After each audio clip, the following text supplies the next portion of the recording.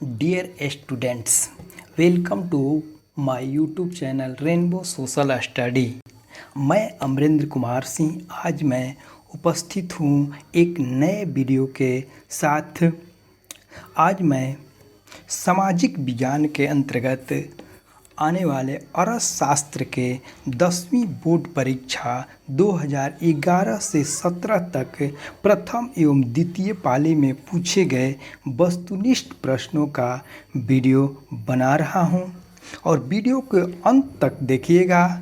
यदि इस चैनल पर आप नए हैं तो इस चैनल को सब्सक्राइब कर लीजिए, जिससे आने वाले सभी वीडियो का नोटिफिकेशन आप तक सबसे पहले पहुंच सके।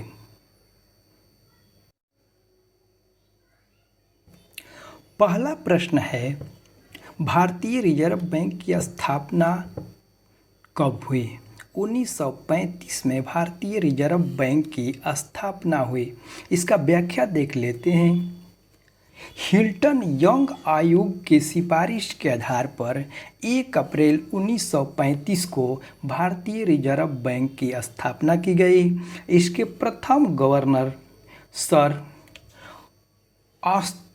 ऑसबोर्न स्मिथ थे और आरबीआई भारतीय रिजर्व बैंक का राष्ट्रीयकरण 1 जनवरी 1949 को किया गया और भारतीय रिजर्व बैंक के स्वतंत्र भारत का प्रथम भारतीय गवर्नर जनरल सीडी देशमुख को बनाया गया था और वर्तमान में इसके गवर्नर शक्तिकांत दास हैं। दूसरा प्रश्न है, भारत में योजना आयोग का गठन कब किया गया? भारत में योजना आयोग का गठन 15 मार्च 1950 को किया गया। जब 1947 में देश आज़ाद हुआ था तो सीमित संसाधनों में निश्चित उद्देश्य को प्राप्त करने के लिए वरीयता के आधार पर विकास कार्यों को सुनिश्चित करने के लिए 15 मार्च 1950 को योजना आयोग का गठन किया गया। तीसरा प्रश्न है, भारत में सहकारिता आंदोलन का प्रारंभ कब हुआ? 1904 ईस्वी में सहकारिता आंदोलन का प्रारंभ हुआ। इसका व्याख्या देख लेते हैं। निर्धन एवं कमजोर वर्गों के उत्थान के लिए एवं किसानों के आय के स्तर किसानों को सस्ते दर पर ऋण उपलब्ध कराने के उद्देश्य से 1904 ईस्वी में सहकारिता आंदोलन की शुरुआत की गई। चौथा प्रश्न है, केंद्रीय सांख्यिकी संगठन की स्थापना कब की गई? 2 मई 1951 को केंद्रीय सांख्यिकी संगठन की स्थापना की गई।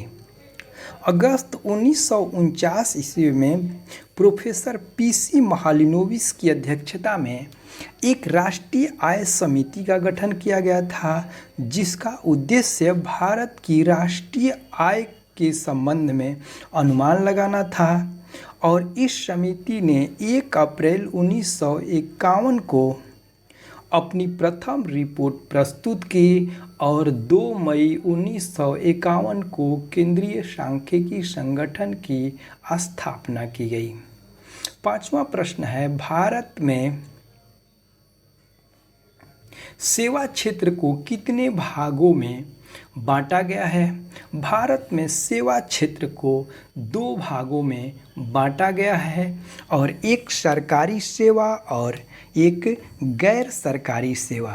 तो सरकारी सेवा के अंतर्गत सैन्य सेवा, शिक्षा सेवा, रेलवे, वित्त सेवा, वायुयान सेवा, कृषि इत्यादि आते हैं, जबकि गैर सरकारी सेवा के अंतर्गत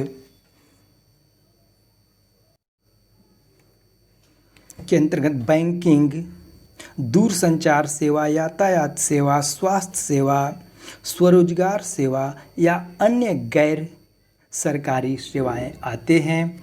छठा प्रश्न है, सन 2008 से 2009 के अनुसार भारत की औसत प्रति व्यक्ति आय है। ये 25,994 भारत का प्रति व्यक्ति आय था। 7वां प्रश्न है, उपभोक्ता द्वारा शिकायत करने के लिए आवेदन शुल्क कितना लगता है? कोई शुल्क नहीं लगता है। उपभोक्ता द्वारा उपभोक्ता फोरम में शिकायत करने के लिए कोई आवेदन शुल्क देना नहीं पड़ता है। 8वां प्रश्न है, किसे द्वितीयक क्षेत्र कहा जाता है? उद्योगों को द्वितीयक क्षेत्र कहा जाता है। प्राथमिक क्षेत्र से कच्चा माल प्राप्त कर विभिन्न वस्तुओं का निर्माण करना निर्माण उद्योग कहा जाता है और निर्माण उद्योग को द्वितीयक क्षेत्र के अंतर्गत रखा गया है। 9वां प्रश्न है, किस क्षेत्र को तृतीयक क्षेत्र कहा जाता है? सेवा क्षेत्र को तृतीयक क्षेत्र कहा जाता है। इसके अंतर्गत बैंक, परिवहन, स्वास्थ्य सेवा, स्कूल, कॉलेज, अस्पताल, होटल, परिवहन इत्यादि आते हैं। 10वां प्रश्न है, विनिमय का सर्वोत्तम माध्यम है? मुद्रा। मुद्रा विनिमय का सर्वोत्तम माध्यम है और मुद्रा से पहले वस्तु विनिमय प्रणाली थी, जिससे वस्तु विनिमय प्रणाली में बहुत काफ़ी कठिनाइयाँ आती थी और इन कठिनाइयों को दूर करने के लिए मुद्रा को विनिमय का माध्यम बनाया गया। 11वां प्रश्न है, साख का क्या अर्थ है? साख का अर्थ है विश्वास करना या ऋण लौटाने की क्षमता।